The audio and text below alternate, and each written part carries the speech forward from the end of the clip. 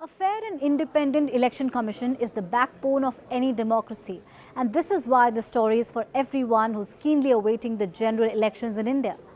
Just days ahead of the possible announcement of election dates, former Election Commissioner Arun Goel resigned over the weekend on March 9th. Reasons unknown. Now, many questions arise after this situation.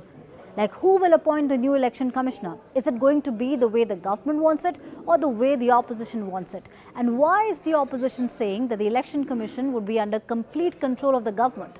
Let's try to understand this controversy better. So, Election Commissioner Arun Goel's resignation comes at a time when the country is gearing up for the upcoming Lok Sabha elections, where the BJP is eyeing a comeback for the third time. With Arun Goel's resignation, India is left with just one chief election commissioner. The other election commissioner, Anup Pandey, had retired in February. The entire controversy lies in the process of choosing the election commissioners. Sources say that the Prime Minister will be chairing a meeting on March 15th to announce the names of two election commissioners. Claiming that the Election Commission's independence is under threat, the Congress has approached the Supreme Court asking for more transparency. Congress leader Dr. Jaya Thakur has filed an application in the Supreme Court seeking to stop the government from appointing a new election commissioner and instead revert to the earlier process. Now, what is the old and the new process? Let's try to understand. According to the new law passed by the Modi government last year, an election commissioner is chosen by a committee consisting of the Prime Minister, a cabinet minister, and the leader of opposition. The opposition wants that instead of a cabinet minister who's anyway a representative of the leading party or the centre, the Chief Justice of India should be in the committee, as was the case earlier in the Anup Baranwal case. Let me simplify this for you and how we got here. So last year in March, the Supreme Court ruled that the appointment of the Chief Election Commissioner and the election commissioners will be made by the President on the basis of advice given by the Prime Minister, the leader of opposition in the Lok Sabha or the leader of the largest opposition party in the House, and the Chief Justice of India.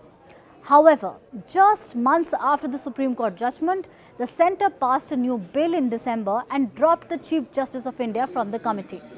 The opposition and many critics questioned the move, saying that the Election Commission would not remain independent if the appointments are controlled by the government. Election Commissioner Arun Goel's resignation has also sparked similar concerns. What happens next? As per reports, two election commissioners are expected to be appointed by March 15th, as I've already told you, and all eyes are also on the Supreme Court, which has assured the Congress leader Jaya Thakur that it will look into her petition. No date for hearing has been assigned though. Another question, why are we discussing it? Election Commission is responsible for conducting fair and free elections in India. It is powerful, it is autonomous, it decides when and how elections happen in the country, which party gets which symbol, registers eligible voters, grants recognition to political parties, issues model code of conduct to ensure nobody abuses power during elections. In fact, the Chief Election Commissioner cannot be removed from his office except in the same manner and on the same grounds as a judge of the Supreme Court. Which is why I said a fair and independent election commission is the backbone of any democracy. Thank you for watching us on CNBC TV18. For all news and updates, subscribe to our YouTube channel and watch us on all social media platforms.